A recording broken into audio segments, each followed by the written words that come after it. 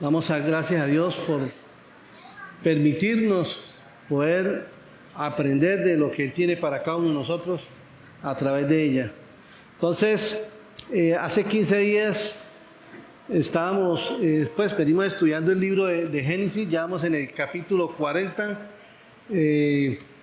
Estamos en un momento muy importante de este estudio, donde estamos mirando la vida de José, el soñador, le decían sus hermanos, el soñador. Y la verdad que ha sido muy interesante estudiar la vida de este hombre. Todos sabemos que era el hijo consentido de Jacob, era el primer hijo que tuvo la mujer que él verdaderamente amaba.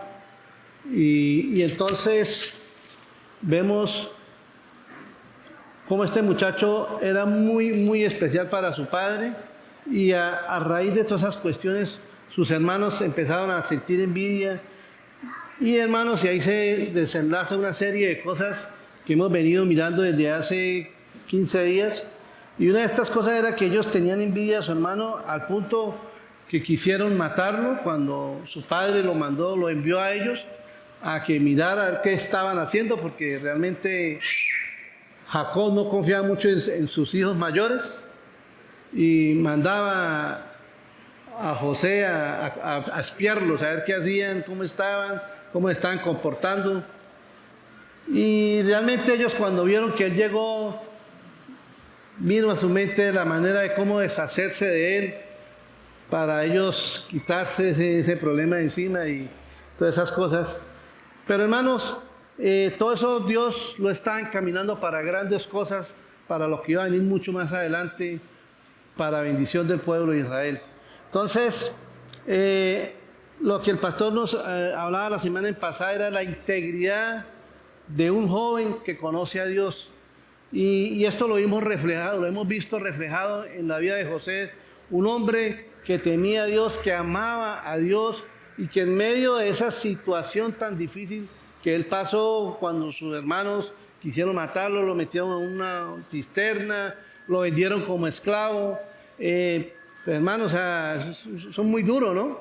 Y más cuando eso viene de parte de un familiar de uno. Y muchos de nosotros tal vez hemos vivido situaciones no como esa, pero muy parecidas, donde nuestra misma familia nos ha hecho mucho daño y duele eso, ¿verdad? Pero a pesar de esa situación, el Señor llevó a José a un lugar donde iba a tener un puesto, iba como esclavo. Pero lo tremendo de ahí que a pesar de esa situación, José no se amargó, no se llenó de resentimientos, sino que era un hombre que amaba a Dios y siempre quiso agradarlo a Él en todo, al punto de que Dios le dio gracia con Potifar, que fue el que era el líder, pues, capitán de la guardia de Faraón. Le dio tanta gracia con ese hombre que lo dejó a cargo de toda su casa. Hermano, ¿ustedes se imaginan eso? O sea, lo dejó a cargo de toda su casa para que le administrara todos sus bienes, al punto que lo único que tenía que preocuparse era por ir y buscar su comidita nomás. Ahí lo dice en la palabra, ahora más tarde lo vamos a leer.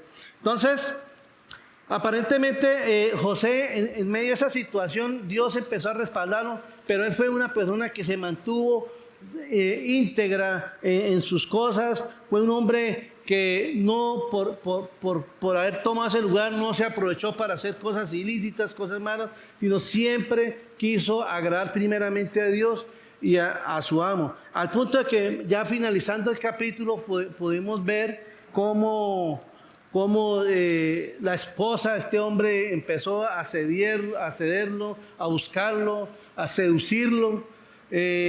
Pero este hombre se mantuvo íntegro delante del Señor y delante de su amo. Vamos a mirar lo que dice, recordar lo que dice Génesis capítulo 39, versículo 2 al 6.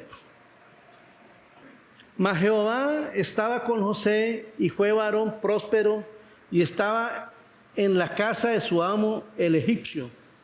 Y vio su amo, miren lo que sucedió. Este hombre Potifar vio cómo Dios bendecía a José. O sea, vio que en este hombre había algo especial, algo que era diferente de pronto a todas las personas que habían estado al servicio de él. ¿Ve? Entonces estaba con él y que todo lo que él hacía, Jehová lo hacía prosperar en su mano. Así halló José gracia en sus ojos y le servía. Y él le hizo mayordomo de su casa y entregó, miren lo que dice acá, entregó en su poder, ¿qué? Todo lo que tenía, hermano. Vea tremendo esto, como por la integridad de este hombre, de cómo este hombre se comportaba, cómo era su vida, que este egipcio, tal vez sin conocerlo, sintió esa libertad de darle todo para que se lo administrara, hermanos. Y eso son unas cosas que solamente el Señor puede hacer en una persona que camina con Él. Amén. Entonces, dice, le dio a cargo, aconteció que desde cuando le dio el cargo en su casa y todo lo que tenía, Jehová bendijo la casa del egipcio a causa de José, y la bendición de Jehová estaba sobre todo lo que tenía. Imagínense, al mismo Dios bendecir a José, esa bendición vino sobre Potifar. ¿Sí? Dice, y dejó todo lo que tenía en mano de José, y con él no se preocupaba cosa alguna, sino del pan que comía. O sea, lo único que le preocupaba era él, que tuviera su comida lista. Del resto, él ya no se preocupaba más, porque sabía que estaba en buenas manos. Y era José de hermoso semblante y bella presencia. Fue por causa de José, vemos acá que fue por causa de José que Dios empezó a bendecir a Potifar. José fue una persona íntegra, al punto que su amo le entregó toda su casa, hermano. O sea, yo le digo, para que usted, o un ejemplo, alguien que quiera entregarle a alguien todo lo que tiene, digo, tiene que mirar quién es esa persona, ¿cierto? Qué tipo de persona es, cómo es su comportamiento, mirar su integridad, su fidelidad, todas esas cosas para poder hacer eso, ¿cierto? ¿Sí? Entonces, como cuando una persona llega a trabajar en una empresa en un cargo muy importante, primero tienen que evaluarlo, si esa persona tiene las capacidades, las aptitudes para ejercer dicho puesto, ¿sí o no? Y José tuvo esa gracia de Dios al punto de que, vuelvo y le digo, este hombre le dejó todo en manos de él. A pesar de que José fue tentado y seducido por la esposa de José, pues de la esposa de Potifar, dice, José se mantuvo íntegro y fiel primeramente a Dios y después a su amo. Ahora, todo iba bien ahí, buena posición, bien ahí. Entonces diría uno, pues de más adelante yo hablaré con mi amo, tal vez mire para mi casa. Pero hermanos, Dios tenía un plan perfecto para toda esta situación, y resulta que las cosas empezaron a ir de para atrás cuando esta mujer empezó a seducir a José al punto de que prácticamente casi lo viola. Pero algo impresionante que me impacta cada vez que yo puedo leer esta porción de la Biblia es la integridad y la fidelidad de José a Dios. Hermanos, todo se prestaba para que José tuviera una relación con esta mujer donde no había ningún testigo, todos estaban fuera. Mucho, estaba como dicen por ahí, estaba todo en bandeja de plata, como dicen. Pero hermanos, este hombre podía haber accedido. No está mi amo, no hay nadie. ¿Qué? Chévere, y me la quito de encima. Pero hermano, ¿qué pasó con este muchacho? Mire, y lo más tremendo que era un joven de 17 años, hermano. Cuando José fue vendido a los ismaelitas tenía 17 años. O sea, era un muchacho que apenas estaba empezando a conocer el mundo. Y yo le digo a los muchachos que están acá, hermanos, este es un ejemplo para que ustedes estén meditando siempre en la vida de este hombre que a pesar de su corta edad se mantuvo fiel a Dios, se guardó hasta el día que pudo tener su esposa, que fue cuando ya pasó a ser el segundo hombre en el imperio egipcio. Pero fue un hombre que se guardó, hermanos. Y es difícil, o sea, humanamente es difícil. Usted se imagina una escena como la que vivió José, hermano, o sea, Definitivamente la misericordia de Dios, porque somos débiles, hermanos, esa es la realidad. Pero este hombre, más que acceder a sus apetitos carnales, él miró, fue al Señor. Y dijo, no, yo no puedo agradar a Dios, no puedo desagradar a Dios, tengo que ser fiel a Él. No importa lo que me esté pasando, no importa lo que esté viviendo en estos momentos. Y fue íntegro. Y al punto que él le dijo, no puedo desagradar ni a Dios ni a mi amo. Entonces, hermanos, con esta introducción vamos a introducirnos en el capítulo siguiente, que es el capítulo 40, del 1 al 23. Y el título del sermón es La fidelidad a Dios en medio de la adversidad. La fidelidad a Dios en medio de la adversidad. Hermanos, y la verdad que cuesta, ¿cierto? Ves, a veces cuando estamos con muchos problemas, o sea, hermanos, caemos en una, caemos en otra y vamos más y más. Y muchas veces se desanima uno y como, y no quiere ya ni buscar uno al Señor, ni leer la palabra, ni orar, y mucho menos servir en la obra del Señor. Y hermano, y muchas veces nosotros empezamos a flaquear por causa de esa situación.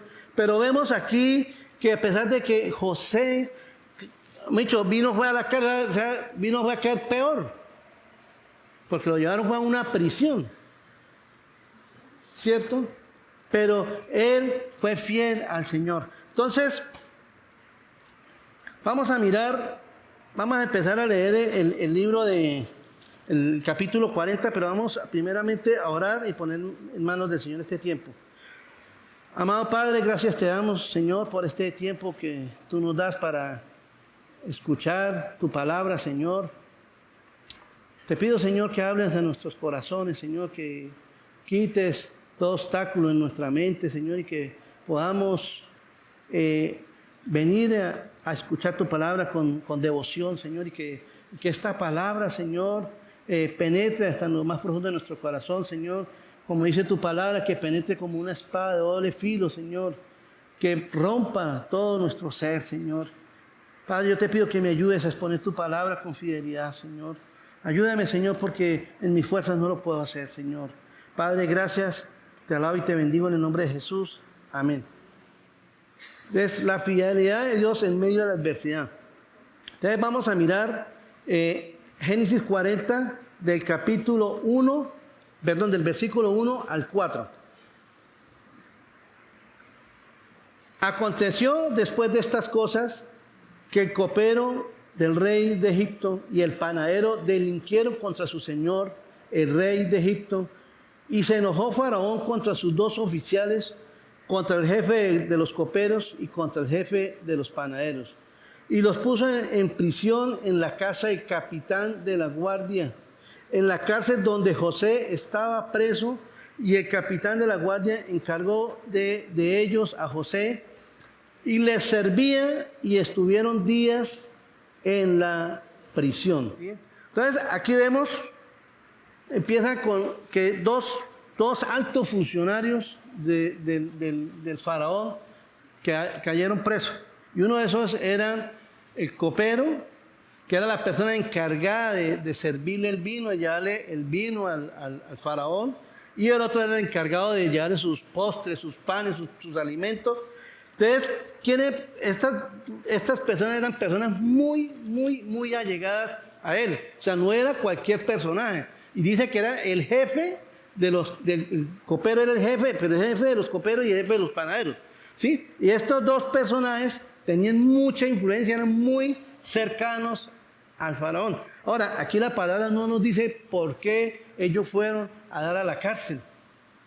Pero, hermano, algo que sucedía en esos tiempos de los reyes antiguos, cuando los Césares y todas esas cuestiones, hay mucha historia donde dice que muchos de ellos murieron envenenados porque el copero le echaba veneno, había un complot en la comida, y entonces la persona que tenía que estar al lado muchas veces tenía que probar primero antes de que el rey probara, ¿sí? Entonces Eso era algo que sucedía ahí, y entonces de pronto hubo un complot, de pronto le dijeron al faraón Pilas que lo van a envenenar, y mira a ver qué hace, y entonces optó por mandarlo a los dos a prisión, porque eran los que le prohibían sus alimentos, tanto el vino como los panes y todas esas cosas, ¿ve? Entonces, pero la Biblia no habla de eso, pero eso es lo que debemos imaginar, porque eso sucedía muchas veces, y todo eso era orquestado muchas veces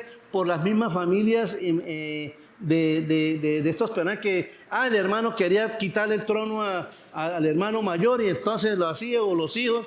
Hermano, inclusive, si nosotros cuando estudiamos la vida del rey David, ahí vemos que su hijo Absalón quiso usurparle el trono a él, y hermano, y eso eran cosas que sucedían en esa época mucho. ¿Ve? Entonces, ahí vemos cómo estos dos personajes llegaron allá a la cárcel. Hermano, pero este fue el camino que Dios empezó a usar a través de estos hombres para lo que iba a venir después en la vida de José. Entonces, una de las mayores cualidades que debe tener un cristiano es su fidelidad a Dios, incluso cuando estamos pasando momentos muy duros. ¿Sí? Esta es una de las mayores cualidades que debemos tener, la fidelidad a Dios. Bueno, digo, cuando José pensó que todo iba bien y que estaba solucionando sus problemas, vino de nuevo la aflicción a su vida cuando la mujer de su amo lo acusó y quiso seducirlo, pero Dios extendió su gracia y su misericordia hacia él. Entonces vamos a mirar en Génesis 39, del versículo 20 al 23. Y tomó su amo a José y lo puso en la cárcel donde estaban los presos del rey. Y estuvo allí en la cárcel, pero Jehová estaba con José y le extendió su misericordia y le dio gracia ante los jefes ante los ojos del jefe de la cárcel. Y el jefe de la cárcel entregó en manos de José el cuidado de todos los presos que había en aquella prisión. Todo lo que se hacía allí, él lo hacía. No necesitaba atender el jefe de la cárcel cosa alguna de las que estaban al cuidado de José, porque Jehová estaba con José y lo que él hacía, ¿qué dice? Jehová lo prosperaba. Hermanos, aquí volvemos al principio. Cuando Potifar compró a José como esclavo, dice que Dios le dio una gracia muy especial con él, al punto que lo puso sobre todo lo que tenía, ¿verdad? Ahora, ¿quién era el jefe de la guardia? ¿Quién era el jefe de la prisión? Era el mismo Potifar. ¿Sí? Potifar era el mismo. Yo creo que, venga, miramos así, dice, llevado, en el capítulo 39, versículo 10, llevado pues José a Potifar, oficial del faraón, capitán de la guardia, varón egipcio, dice, lo compró a los ismaelitas, dice, capitán de la guardia. O sea, él era el encargado de la prisión. Es más, la prisión estaba dentro de los terrenos que eran de Potifar. Entonces, hermanos, ahora, yo me imagino lo que pasó ahí cuando Potifar envió a José a la cárcel. Yo creo que él no lo mandó convencido de que lo que había hecho su esposa era verdad. ¿Por qué razón, hermano? Porque, ¿qué pasó ahora? Dice que lo dejó a cargo de ¿qué? De toda la cárcel. ¿Por qué? Porque él conocía y sabía quién era José. De pronto por estatus, no sé, por no quedar mal, por no quedar una vergüenza, que la que lo sedució fue la esposa de él. Entonces él de pronto prefirió callar y simplemente mandó a José a la cárcel. Pero hermanos, de una vez lo dejó al mando de toda la prisión, hermanos. ¿Sí? Y al punto de que dice, no necesitaba atender el jefe de la cárcel cosa alguna de las que estaba al cuidado de José, porque Jehová está, o sea, él prácticamente pasó como lo que pasó con su casa, se desentendió de todo. ¿Por qué? Porque sabía que estaba en buenas manos. Hermanos, aquí vemos cómo la fidelidad de este hombre de José con su amo vino a dar fruto en otra situación tal vez más adversa de la que él había vivido cuando fue vendido. ¿Sí? Y él se mantuvo en ese momento. Dice, o sea, José, en vez de estar desanimado por lo que le estaba pasando, de pronto por lo que estaba viviendo en el momento, dijo, no, pues imagínense, ahora sí, ¿qué oportunidad tendré yo de salir de acá, de volver a la casa de mi padre, a volver a mi tierra? ¿Qué oportunidad tendré con esto que me está pasando cuando voy a la cárcel? ¿Quién cuántos años iré a estar ahí? Eso podía haber pensado José, ¿cierto? Porque ahora, más que sabiendo que él era inocente, pues peor. Pero él no se puso a meditar en eso, simplemente aceptó la responsabilidad que Potifar le había delegado y hizo las cosas fielmente. O sea, se encargó del bienestar de esta cárcel, al punto que todo funcionaba bien. Dice que todo lo que él hacía ahí prosperaba. ¿Por qué? Porque José era fiel a Dios.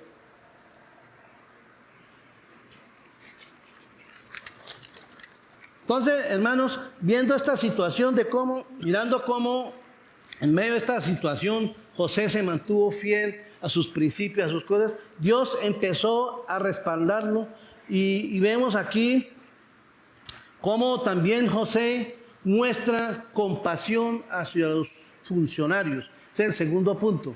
José muestra compasión hacia sus funcionarios. O sea, ¿qué vemos acá? Lo que yo les decía, en esta cárcel no era una cárcel cualquiera, era una cárcel especial. Dice que ahí iban todos los presos que el rey mandaba.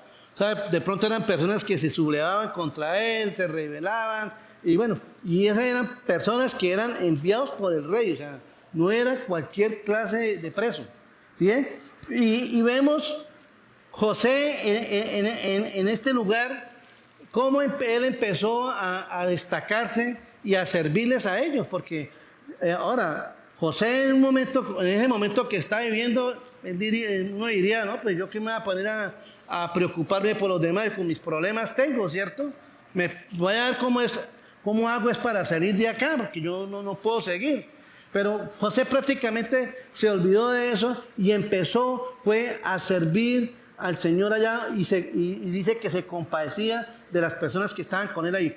Vamos a mirar Génesis, seguimos en Génesis 40 del 5 al 8. Y ambos, el copero y el panadero del rey de Egipto, que estaban arrestados en la prisión, tuvieron un sueño, cada uno su propio sueño en una misma noche, cada uno con su propio significado. Vino a ellos José por la mañana y los miró, y aquí que estaban tristes. Y él preguntó a aquellos oficiales de Faraón que estaban con él en la prisión de la casa de su señor, diciendo: ¿por qué parecen hoy mal vuestro semblante?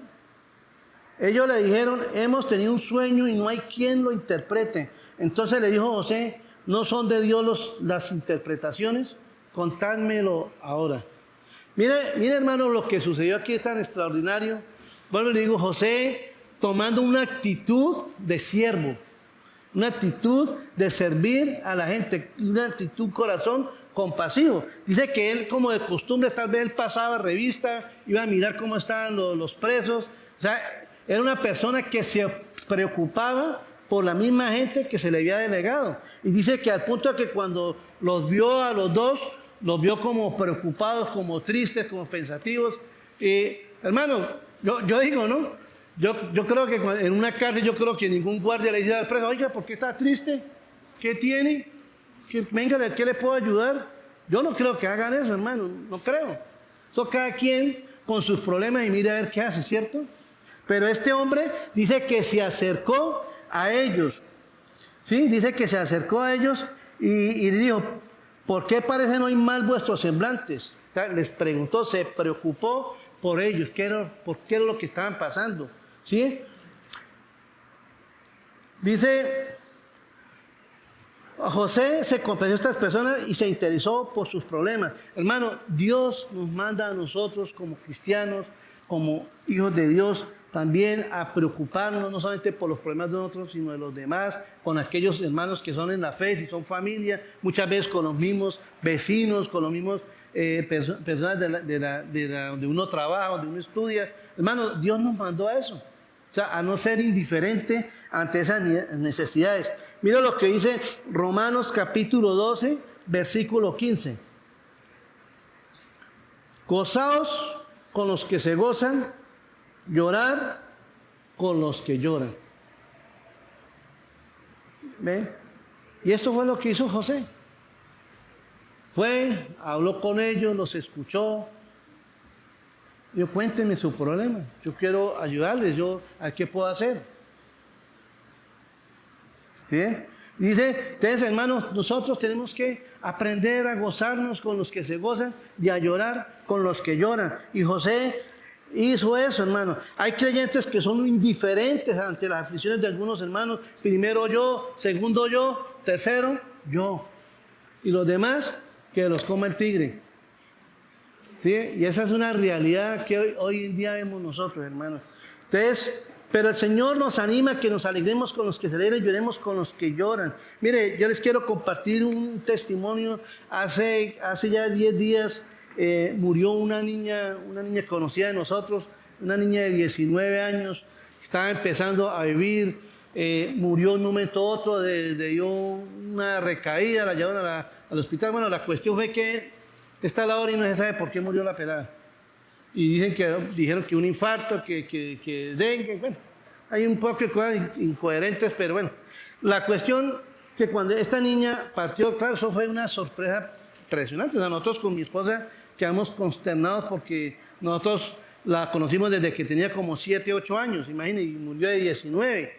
Cuando nosotros nos enteramos de eso, pero o sea, ¿a qué hora? O sea, si es una niña saludable, estaba, imagínense, la flor de la vida. Entonces, pero algo que me impactó cuando yo fui al funeral fue que llegaron varios compañeros de ella de estudio con los que ella había estudiado, llegaron, y varios de ellos, no digo todos, pero algunos de ellos, oiga hermanos, lloraban. Se les veía que estaban sintiendo el dolor por lo que estaba pasando, le estaba pasando a la familia. O sea, están muy, muy compungidos, muy adoloridos por lo que estaba pasando, hermano. Y esto me y esos pelados no son cristianos, porque la niña desafortunadamente no era creyente. ¿Ve? Pero estos muchachos se pusieron en el lugar de su familia, los abrazaban, lloraban, o sea, se metieron, se pusieron en el zapato de los familiares. ¿Sí? Y entonces eso a mí me impactó mucho. Y lo otro que me impactó, que ahí mismo en ese grupo de personas que había, hay un hermano en la fe que yo conozco, que él también se compadeció de esa situación, lloró, y es más, él tuvo la oportunidad de acompañarlos a llevar a la niña a urgencia a la clínica, estuvo en todo el proceso de lo que ella estaba pasando, o sea, estuvo en todo ese momento difícil de lo que le estaba pasando a la niña. Y es más, él fue prácticamente la segunda persona que supo que ella murió, que a la primera que le dijeron fue a la mamá, porque él estaba con ellos en el momento. Y algo que me ha impactado de este hombre es que ya llevan 10 días de haber partido la niña, y él está yendo todas las noches a la casa de ellos a llevarles el evangelio, a confortarlos, a animarlos, a motivarlos. Hermano, y eso a mí me ha impresionado, nos ha impresionado con mi esposa esa situación, porque digo la verdad, él va a pie. Él es de ahí de la casa donde él vive hasta donde él dura casi 40 minutos caminando. Y todas las tardes se va a las 5:30, 6 y se va a su diligencia. Y hermanos, ya lleva más de 10 días en esa situación. Y eso a mí me ha impactado, hermano, porque, Dios mío, o sea, eso nos falta mucho de nosotros, hermanos. ¿Cuántas veces no nos hemos enterado de hermanos que están en aflicción, pasando por un momento difícil, y ni siquiera una llamada, hermanos? Yo me incluyo ahí, porque yo, honestamente, cuando yo estaba estudiando este tema, eso a mí me tocó. Y eso, vamos a mirar lo que dice la palabra. El Señor nos dio un ejemplo muy maravilloso sobre esa situación cuando Él fue a visitar a María, cuando Lázaro murió. Y vamos a mirar en Juan capítulo 11, versículo del 32 al 36. Mira lo que dice la palabra. María, cuando llegó a donde estaba Jesús, al verle se postró a sus pies diciéndole: Señor, si hubieses estado aquí, no habría muerto mi hermano. Jesús entonces, al verle llorando, y a los judíos que le acompañaban también llorando, mira lo que dice aquí, se estremeció en espíritu, ¿y qué? Se conmovió. O sea, eso lo compugió de una manera tremenda, hermano. Ver, ¿por qué? Porque él amaba a esa familia. Ellos eran unas personas muy, muy especiales para Jesús. Dice que se estremeció en espíritu y se conmovió y dijo, ¿dónde le pusiste? Le dijeron, Señor, ven y ve. Versículo 35, quiero que todos lo digan. Jesús, el versículo más corto de la Biblia. Jesús, pero es más corto, pero tal vez de los más profundos, hermanos. Jesús lloró. Jesús, ¿qué haya podido haber hecho? No, Marta, María, tranquila, venga, yo ahorita lo voy a resucitar, no se preocupen por eso, no pasó nada, todo está bien, hagan fiesta más bien y vamos a disfrutar y ahorita yo paro a Lázaro. ¿Cierto? Porque él era Dios. Pero ¿qué pasó, hermano? Pasó lo contrario, dice que él se puso en el zapato y en el lugar, y Dios dice que él lloró. Hermanos, nosotros lloramos cuando vemos las necesidades de nuestros hermanos, aún de nuestra misma familia. Es importante eso, hermano. Y el Señor lloró. Y mire lo que dice en el versículo 16, que quedaron impactados los judíos que estaban observando la escena. Dijeron, mirad cómo le amaban. O sea, ellos quedaron totalmente impactados al ver cómo Jesús, siendo lo que, porque la gente sabía que él hacía milagros, que él hacía de todo, ¿cierto? Pero él no se pegó a eso, sino simplemente mostró su parte de amor, su parte compasiva hacia el necesitado. Mira lo que dice 1 Corintios capítulo 12, versículo 26. Dice, de manera que si un miembro padece, todos los miembros se duelen con él. Y si un miembro recibe honra, todos los miembros se gozan. ¿Cierto? Y así es el cuerpo. Cuando usted se corta un dedo, dice que todo el cuerpo se duele. Ahora, hermanos, ¿nosotros qué somos? Somos el cuerpo de Cristo. Nosotros somos el cuerpo de Cristo. Tenemos que dolernos los unos a los otros y cuando nos podamos gozar los unos con nosotros, nos hemos gozado. Yo me he gozado con muchos hermanos también y también he acompañado a muchos hermanos en medio de la aflicción, hermanos. Pero eso de ser una de las marcas distintivas de nosotros como cristianos, ser compasivos. De verdad que el ejemplo mayor de compasión hacia nosotros fue nuestro Señor Jesucristo, hermanos. Dice que siendo nosotros unos miserables pecadores, que no merecíamos sino la muerte eterna, el castigo, la ira de Dios sobre nosotros. Y Jesús, ¿qué hizo, hermano? Estando sentado a la diestra del Padre, dice que Él se despojó de su trono, vino a esta tierra a vivir como nosotros. ¿Y qué hizo? Tomó el lugar que usted y yo merecíamos. ¿Para qué? Para justificarnos delante del Padre. Hermanos, esa es la muestra de compasión más grande que nosotros hayamos tenido. Ese amor de nuestro Señor se hizo maldito por nosotros, que eso lo dice la palabra, dice que Él se hizo maldito por nosotros. Entonces, hermanos, meditemos en esta situación y veamos cómo el mismo José y el mismo Señor nos dio ese ejemplo. Y podemos citar muchos más personajes, como Pablo, que fue un hombre también, que él decía, para mí el vivir es Cristo y el morir es ganancia. ¿Sí? Y él quería vivir para Cristo, ¿por qué? Porque veía la necesidad de la gente de ser salva. Y esto nos lleva también a nuestro último punto, que es José fue fiel a Dios al dar el mensaje correcto. Vamos a mirar Génesis 40, del versículo 9 hasta el versículo 23.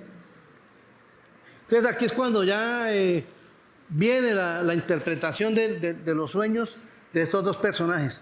Entonces el jefe de los coperos contó su sueño a José y le dijo, yo soñaba que veía una vid delante de mí y en la vid 3 sarmientos y ella como que brotaba y arrojaba su flor,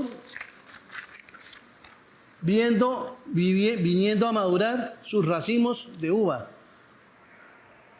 Y que la copa de Faraón estaba en mi mano, y tomaba yo las uvas y las exprimía en la copa del Faraón, y daba yo la copa en mano del Faraón. Y le dijo José: esta es su interpretación. Los 3 sarmientos son 3 días. Al cabo de 3 días levantará Faraón tu cabeza y te restituirá a tu puesto, y darás la copa a Faraón en su mano, como solías hacerlo cuando eras su copero. Entonces aquí vemos la revelación de este sueño, pero José al mismo tiempo le hace una recomendación, porque vuelvo y le digo yo, él en su humanidad, su deseo, a pesar de que estaba siendo fiel ahí, sirviendo, su deseo era salir de ese lugar. Él quería volver a casa de su padre. Él quería, o sea, no quería que su papá partiera sin él poderlo ver, porque ya Jacob, sabemos, estaba ya anciano. Entonces llega y le dice José al copero, dice: acuérdate pues de mí cuando tengas ese bien, y te ruego que uses conmigo de misericordia, y hagas mención de mí a Faraón, y me saques de esta casa, porque fui hurtado de la tierra de los hebreos, y tampoco he hecho aquí ¿por qué me pusiesen en la cárcel? O sea, hermanos, aquí vemos José diciéndole: por favor, usted que es allegado, usted que le habla al oído del Faraón, por favor, écheme una manita, dígale quién soy yo, dígale que yo soy hebreo, que a mí me trajeron acá, me vendieron, y ayúdeme cuando usted esté bien. ¿Sí? Esa fue una de las recomendaciones. Y ahora vamos a mirar, seguimos mirando en el versículo 16. Dice: viendo el jefe de los panaderos que había interpretado para bien, dijo a José: también yo soñé que veía 3 canastillos, toda clase de manjares de pastelería para Faraón, y las aves las comían del canastillo y del canastillo de sobre mi cabeza. Entonces respondió José y dijo: esta es su interpretación.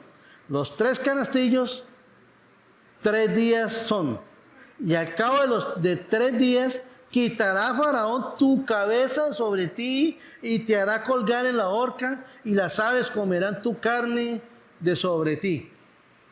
¿Qué tal ese mensaje, no? Alentador, ¿no? Muy alentador ese mensaje, ¿no? Yo creo que José dio el mensaje y salió corriendo para que el copero no le dijera nada. Imagínense cómo lo dejó vuelto nada, ¿sí o no? Y entonces, mejor dicho. Entonces, y vamos a seguir en el versículo 20, dice: al 3er día, que era el día del cumpleaños de Faraón, el rey hizo banquete a todos sus sirvientes, y alzó la cabeza del jefe de los coperos y la cabeza del jefe de los panaderos. O sea, dice que el día del cumpleaños los mandó a llamar. Entonces, yo creo que ya en ese momento él ya sabía la verdad, sabía de pronto quién era el que de verdad lo iba a asesinar. Sí, algo así, porque la Biblia no especifica, pero podemos suponer eso. Dice: alzó la cabeza del jefe de los coperos y la cabeza de los panaderos entre sus servidores, e hizo volver a su oficio al jefe de los coperos, y dio la copa en manos de Faraón. Mas hizo ahorcar al jefe de los panaderos, como lo había interpretado José. Y el jefe de los coperos no se acordó de José, sino que se olvidó. Otra vez José. ¡Uah!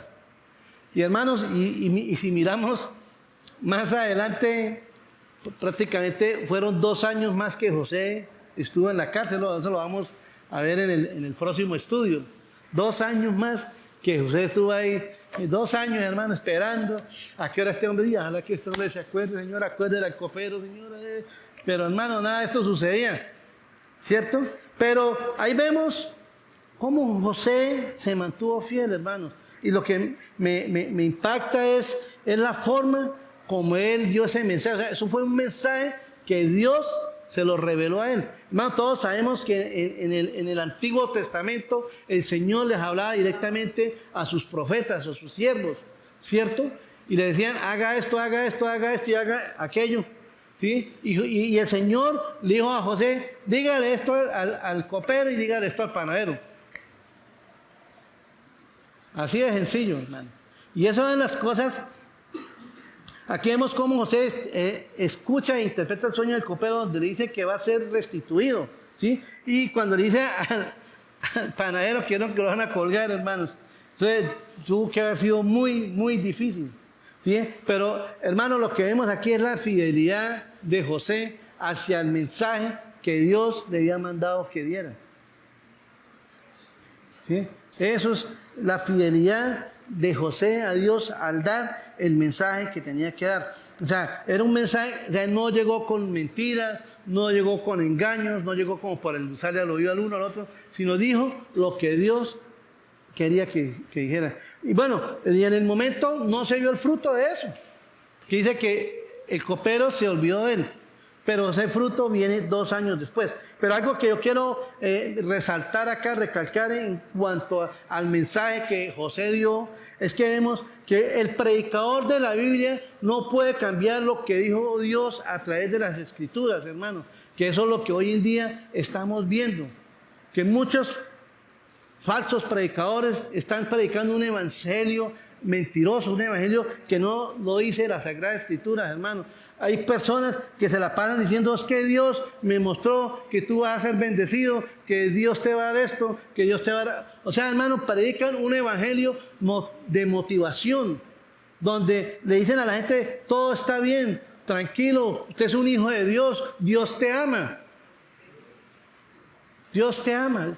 Yo he escuchado mucha gente que yo era uno de los que cuando salía a evangelizar, yo lo que le decía a Dios te ama, Dios te quiere prosperar, Dios te quiere acá adelante, Dios te va a sanar.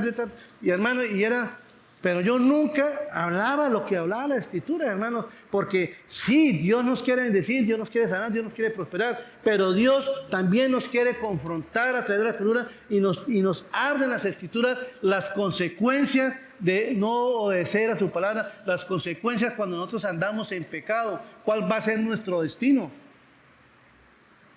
¿cierto? Y algo que tal vez de las cosas que nos incomoden a nosotros es cuando nos dicen la verdad, ¿cierto? Alguien decía, no es que la verdad duele, ¿sí o no? La verdad duele. Pero hermanos, Dios hace eso es por amor a nosotros, porque dice la Biblia que Él quiere que todos procedan, que nadie se pierda, sino que todos procedan al arrepentimiento. Ese es el deseo de Dios. Y desafortunadamente hay muchas personas que se la pasan predicando ese tipo de evangelio donde engañan a la gente. Mira lo que dice en 2 de Corintios capítulo 2 versículo 17, donde Pablo exhortaba a la iglesia de Corinto. Mira lo que dice, donde les decía quién eran ellos. Dice, pues no somos como muchos que medran falsificando la palabra de Dios, sino que con sinceridad, como de parte de Dios y delante de Dios, hablamos en Cristo. Hermano, mire, yo cuando leí esta frase, de parte, ¿de qué vamos nosotros? De parte de Dios. Y estamos delante de Dios. Hermanos, nosotros tenemos que dar cuentas al Señor de las cosas que hacemos, de lo que estamos predicando, de lo que estamos enseñando. Aún ustedes en sus casas, miren si lo que Ernesto está diciendo es verdad o es mentira o me está manipulando. Sí, usted tiene que comprobar que lo que estamos enseñando aquí es verdad, que es lo que dice la palabra de Dios, ¿cierto? Y Pablo decía, pues no somos como muchos que medran y falsificando la palabra de Dios, sino que con sinceridad, como de parte de Dios, delante de Dios, hablamos en Cristo. Hermano, eso es una responsabilidad. Mira lo que dice en la versión Biblia de las Américas. Dice, pues no somos como muchos que comercializan con la palabra de Dios. Ahí dice comercializan con la palabra de Dios, sino que con sinceridad, como de parte de Dios y delante de Dios, hablamos en Cristo. Hermano, desafortunadamente, muchos falsos maestros predican la palabra es con fines lucrativos, como dice la palabra, para llenar y saciar sus vientres. Y qué tristeza eso, hermano, porque de verdad nosotros tenemos que dar cuentas a Dios de todo lo que enseñemos. Hermano, aún ustedes mismos, o sea, todos en alguna forma, nosotros somos predicadores de la palabra, hermano. Cuando usted tiene la oportunidad de compartir el evangelio a una persona, usted tiene que hablarle lo que es, hermano, lo que dice la palabra. No, Dios te va a bendecir, hermanito, Dios te va a sacar adelante, Dios te va a prosperar. Mire, yo le digo una cosa, cuando a mí me han dicho, hermano, para ir a orar por un enfermo, y claro, hermano, ¿es cristiano o no es cristiano? Pregunto yo a veces. No, hermano, no es conocer de la palabra. Entonces, hermano, cuando yo tengo la oportunidad de ir a compartir una persona, las veces que lo he hecho, hermano, yo no llego a decir, venga, oro para que Dios lo sane. Hermano, yo voy y le hablo del evangelio. Le hablo que él tiene que reconocer que es un pecador y que necesita pedirle perdón a Dios porque está a punto de ir al infierno. Uy, hermano, pero es que mire cómo está esta persona y esto no es momento para que usted le hable del infierno, hermano. No sea tan duro. A mí me han dicho eso. Hermano, no sea tan duro, hermano. Mire, ese hombre está muriendo y usted cree que hablándole del infierno. Hermano, tengo que hacerlo. Tengo que hacerlo porque yo tengo que darle cuenta a Dios de eso. ¿Ve? Y lo de menos era yo orar y decir, Dios, venga, te reprende enfermedad, te echó fuera, así como hacen esos falsos maestros que reprenden la enfermedad y ya con eso uno ya se sanó, todas esas cosas. Pero mentira, hermano. Después de que ya se predica el evangelio a una persona, ya empezamos a orar por sanidad, y no de esa manera, sino decirle, Señor, mira la aflicción de esta persona, Señor, mira su dolencia, mira por lo que le está pasando, Señor, si a ti te place, Señor, te pedimos que tengas misericordia de él, por favor, ayúdalo, sácalo adelante, Señor, todo está en tus manos, todo está bajo la soberanía del Señor. Amén. Entonces, hermanos, nosotros tenemos que hablar la palabra de Dios como es. No solamente los que nos paramos acá en un púlpito, sino cuando usted tiene la oportunidad de compartirle el evangelio a una persona. Hable, hermano. Si ve que esa persona hay que hablarle, que esa persona está en adulterio, hermano, háblele del adulterio, hermano. ¿Por qué? Porque necesita ser salvo. Y lo demás, como dice la palabra, lo demás vendrá por añadidura, hermanos.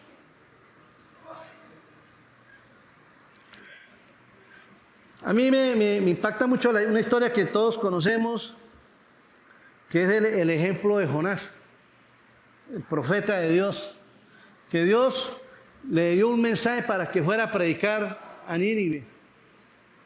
Y este hombre no quería, pero no porque no quisiera, sino porque ese pueblo de Nínive era un pueblo terrible, era un pueblo sangriento, muy malvado. O sea, ¿quién se va a querer ir a meter a la boca del lobo, hermano? O sea, y él como sea le sacó el cuerpo, se escabulló por un lado, por otro. Y porque el mensaje que el Señor le dio a Jonás para que fuera a llevar a ese pueblo no era un mensaje de bendición. Era un mensaje de destrucción, que si no se arrepentían, que si no se volvían a él, Dios los iba a destruir. Qué mensaje tan bonito para una nación de esas, ¿no? Y ese era el mensaje que Dios le había dado a Jonás para que fuera a llevarle a ese pueblo. Y Jonás no quería. Hasta el punto que Dios hizo todo lo que sabemos, lo que hemos leído en la historia, para que este hombre reconociera que tenía que ir a llevar. Pero hermanos, uno dice, pero no es que para decirle a Jonás, no, mire hermano, no, yo como en cuanto me ponga bravo, no me vuelva a hablar, pierda la amistad. Uy, mejor no. Mejor con suavena, poco a poco le voy diciendo las cositas ahí con... ¿sí? Pero hermano, no. Y mire lo extraordinario que sucedió en ese momento, que cuando Jonás predicó la palabra en ese lugar, ¿qué sucedió, hermanos? ¿Qué fue lo primero que dice? Que el rey de ese pueblo, dice, rasgó sus vestidos y se postró a tierra y pidiendo misericordia, y junto con él toda la nación, hermano. Eso fue maravilloso. ¿Y cuál fue el mensaje? Un mensaje de amor. Hermano, un mensaje de juicio, que si no se arrepentían, Dios los iba a destruir. Hermanos, Dios tuvo compasión de un pueblo que era, si ustedes hacen un estudio sobre Nínive, era un pueblo sangriento, un pueblo de los más crueles que habían en esos lugares. O sea, eran un pueblo muy temido. Pero Dios tuvo misericordia de él. ¿Y cuál fue el mensaje? Un mensaje de destrucción. Hermano, hablen sin miedo, hermano. Usted pronto le confronta a alguien con el pecado y termina esa persona llorando a los pies de Cristo, hermano. Termina siendo confrontado. Porque, hermano, todos recordemos que la salvación viene del Señor, no por lo que nosotros hablemos. Nosotros podemos hablar muy bonito, pero si el Señor no lo toca, no lo toca. Pero, hermano, eso es problema de Él. Nosotros tenemos que predicar el Evangelio, hablar la palabra. Entonces, en 2 Corintios, mira lo que dice esta palabra tan hermosa. Dice en 2 Corintios capítulo 1, versículo 19 al 21. Tenemos también la palabra profética más segura, la cual hacéis bien en estar atentos como una antorcha que alumbra en un lugar oscuro hasta que el día esclarezca.